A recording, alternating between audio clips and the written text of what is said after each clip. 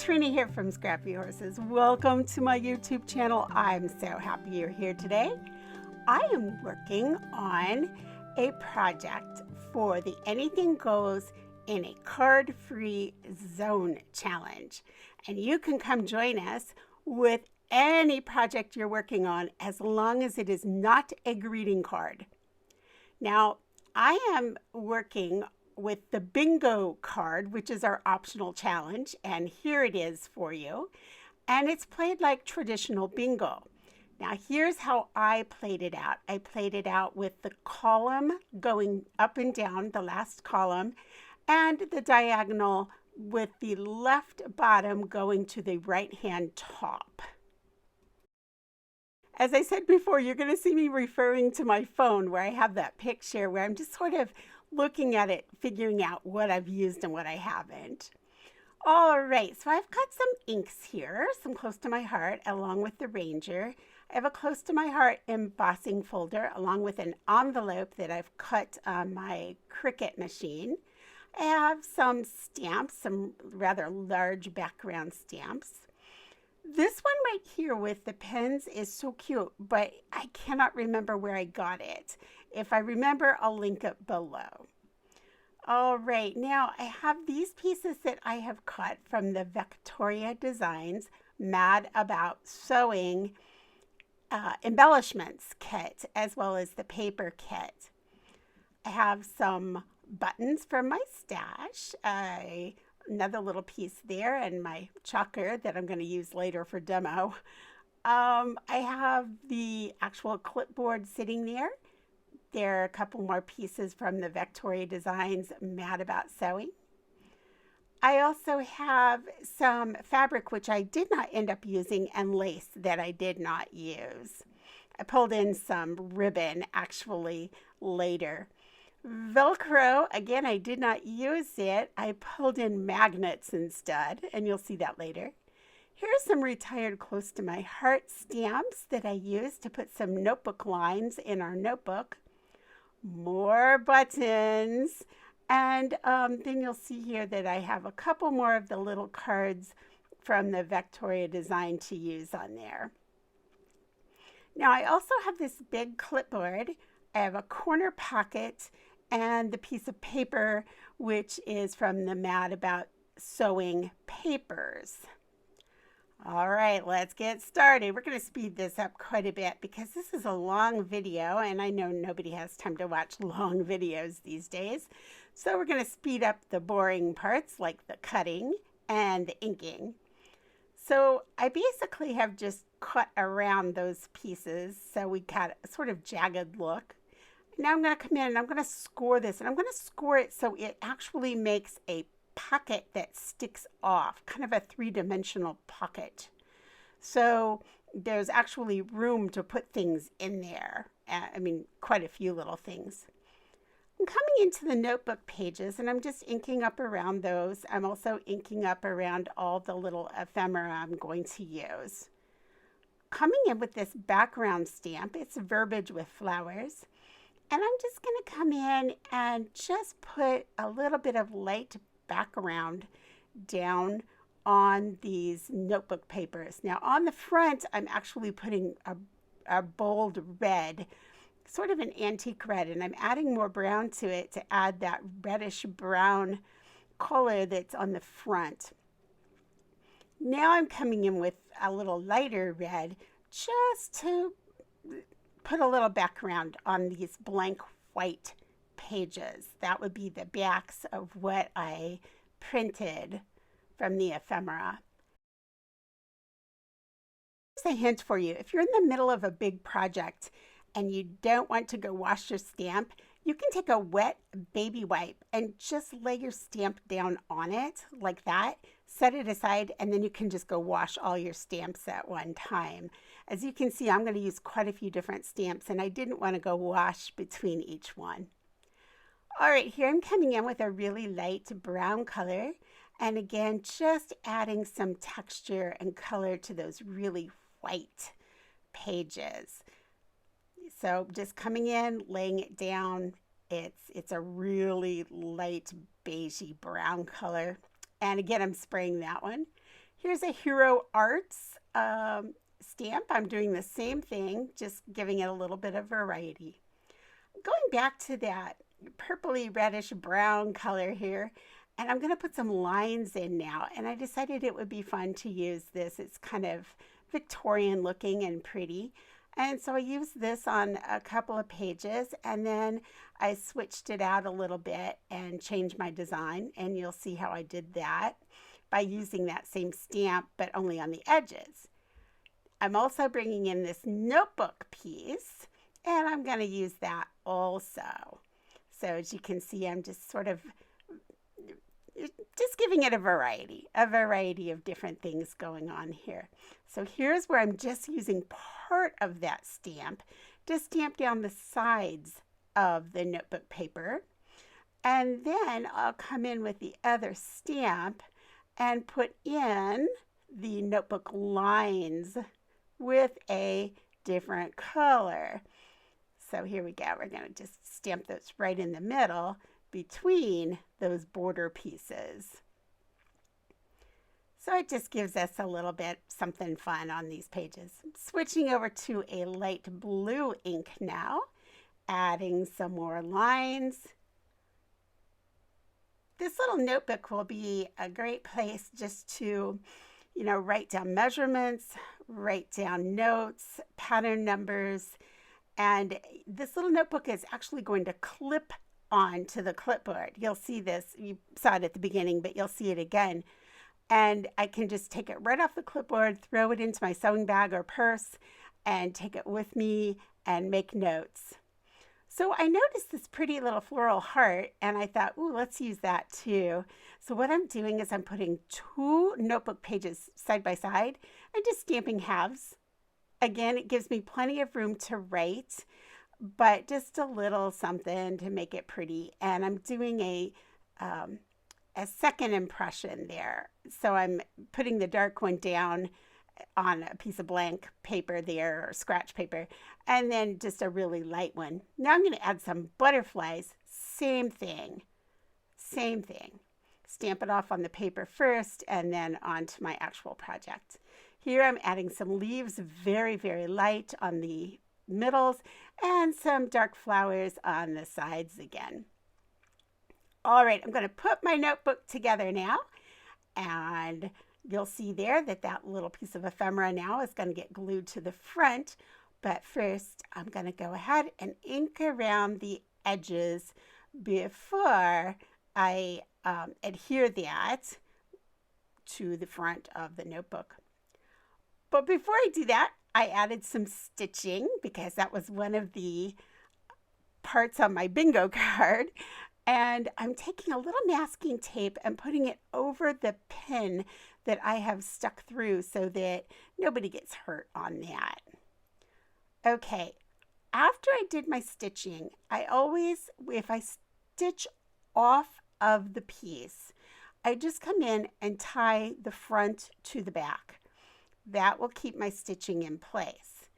I also can keep stitching in place by putting washi tape or masking tape over the back. I can also keep it in place by using the Fabri-Tac and the glue and such. If I want the little strings to hang off, which I like, I think that's a fun, shabby look, then I really want to tie them, and that way they can just hang loose. You'll see here after I tie this one, on the back, I'm going to go ahead, and I have one that stops in the middle of the card. I'm going to snip off that string, put a little washi tape there, and then when I glue that on, it'll be fine. It's all going to be held in place. All right, we're coming back to the notebook itself. And what I have done here is I have marked the middle. And then I'm going to take a quilting needle. You could also use a piercing tool for this. And I have one sitting right there. I'm not sure why I didn't use it because I had to pull this to punch that needle through there because I had so many layers. A piercing tool might have been a better option there.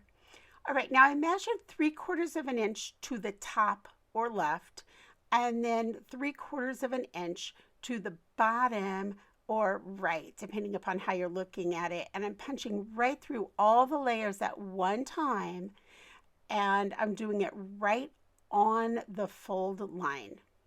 That's why I have it all clipped together there to hold it all in place. Now I'm going to sew from the outside to the inside on the middle. I'm going to come up through the middle of the book, which is on the outside hole. I'm going to go back through the middle, and I clipped that little string there to hold it in place there so it didn't get in my way. Going back through the middle hole, I'm going to come up through the left hole, and that completes the actual stitching. Now all I have to do is just tie it off. So I'm going to go ahead and just do a traditional knot here. I'm going to pull my knot clear over to the left-hand side so that when the strings hang down, which again I'm going to leave them hanging, they'll hang down off to the left side of the little picture that we're going to put on the front of this, that little card from Mad About Sewing. So there we go. We're going to tie it off, and I've tied it off several times. This is a heavier thread. This is not traditional sewing thread. It's a heavier thread. It might be like the old thread that they used to sew buttons on with. I'm going to replace my needle, put that away, and now I'm putting some double-sided tape on the back, covering up that stitching again. That's going to hold that right into place. And then I'm going to cover it up with some Fabri-Tac. I like Fabri-Tac over the top only because it gives me wiggle room. That's the only reason. The double-sided tape would definitely hold that into place, I'm sure. I'm going to take this little piece and just stick it right there on the top, right over that pin. I'm going to come back now, and I'm going to emboss this envelope that I have cut. This is actually a piece of paper that I have glued to craft paper. Then I cut the envelope on my Cricut. Now I want to make sure that I get the top of the envelope embossed as well as the front. The middle part I'm not that concerned about because that's all going to lay flat against the clipboard. See, there's the craft paper you can see. I'm going to go ahead and bring this in. I did not put my score lines in Cricut because I wanted to make sure that they were exactly where I could fold that and make that envelope work well. So I didn't want any problems with where they were going to lay.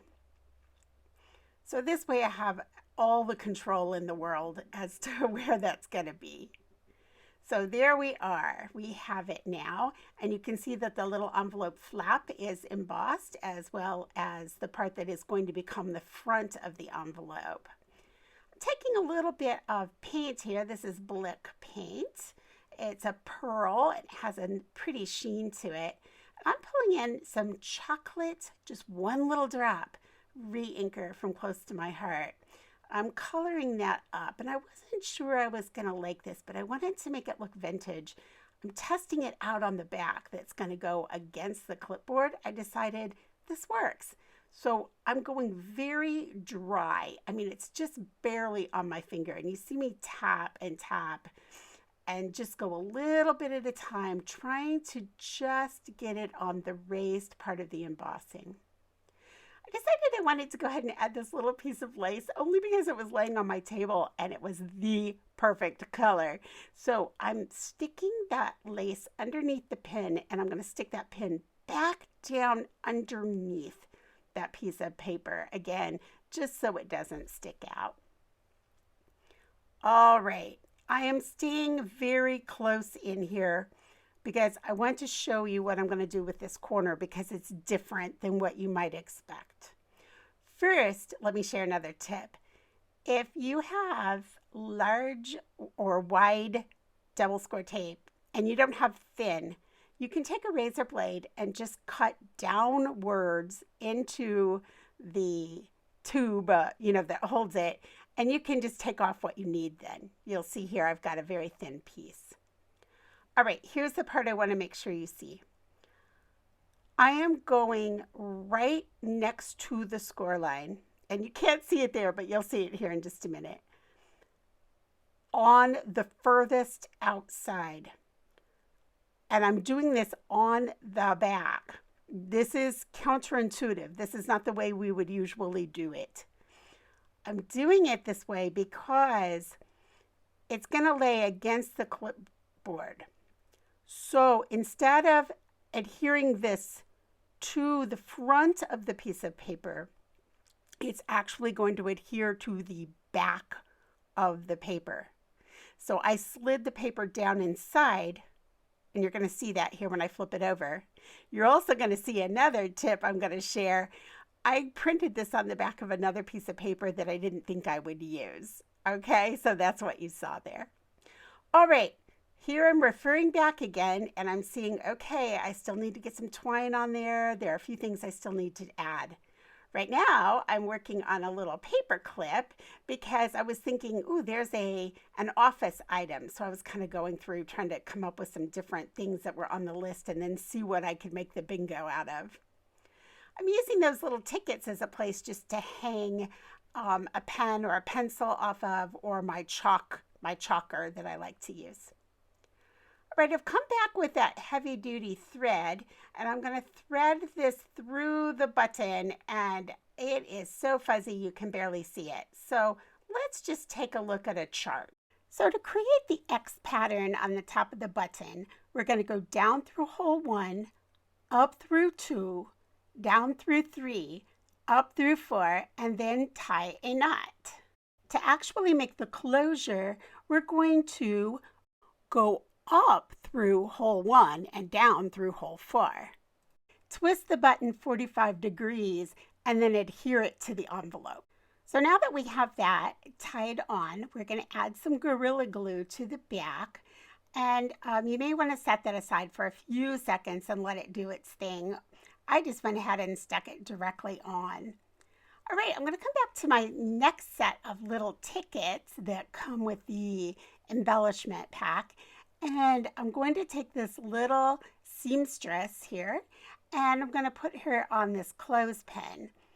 I'm going to go ahead and use some double stick tape along with a little bit of Gorilla Glue just to be sure that it stays on there. This clip is going to hold our notebook into place on our clipboard. So I want to be sure that it definitely stays on there as I manipulate that clothespin. All right, I'm going to come in and just do a little bit more ink around the edge of that little ticket where I cut it off. And there you can see how it's going to keep that notebook closed. Next, I'm going to come in and I'm going to look at my phone again and see, okay, what are some of the other items I can add? Well, I'm going to add this little jeweled piece, and it is actually a button. So what I'm going to do is I squeezed that until it fell out. Then I just cut off the shank of the button, and then I replaced that little jewel piece back into the gold casing. I'll go ahead and glue that back into place with some Gorilla Glue.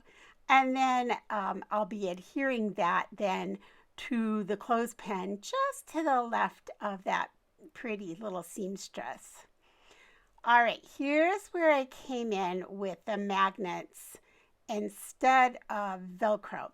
I'm using this large magnet, and it has a foam adhesive and then also a number 6 flat washer.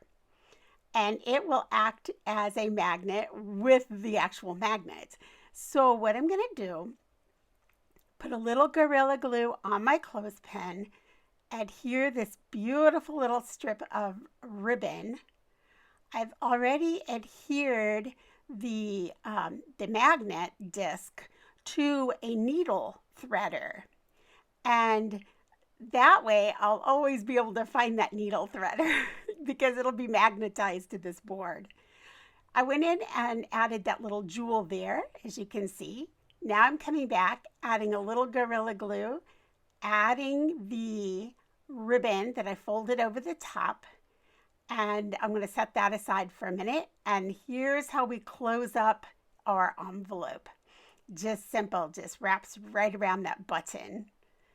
Now we're going to come in and we're going to clip on our little notebook. And I'm going to add one more button. If you remember right, this little corner had 4 white buttons in the design. I just added actual buttons over that. So here it is. We have it all done, and this is how it works. We have the place to hang our pencils. We have a place to stick our pattern, and we have the envelope and the notebook. The notebook and envelope both come off. You can see there our little clothespin. And here's our notebook with several pages to write in, as well as the little envelope up on the right-hand corner with the clip that carries our needle threader. Now, inside that little envelope, you could put a package of needles in there. You could put some other directions or fabric swatches, just whatever you need to stick in there. All right, I know this was a long video with a lot of information, and I know I went through some of it very, very quickly. If you need any assistance or any questions answered, please leave them below. I'm more than happy to get back with you on that. If you're curious where to find anything, it is in the box below. So you should be able to find just about everything that I used. Some things will not be linked just because they were from my stash. If you have trouble finding something that I used, let me know and I'll see if I can find that for you. Hey, come share with us at Anything Goes in a card-free zone. We'd love to see you there. Have a wonderful, wonderful week, and I'll catch up with you in the next video. Bye.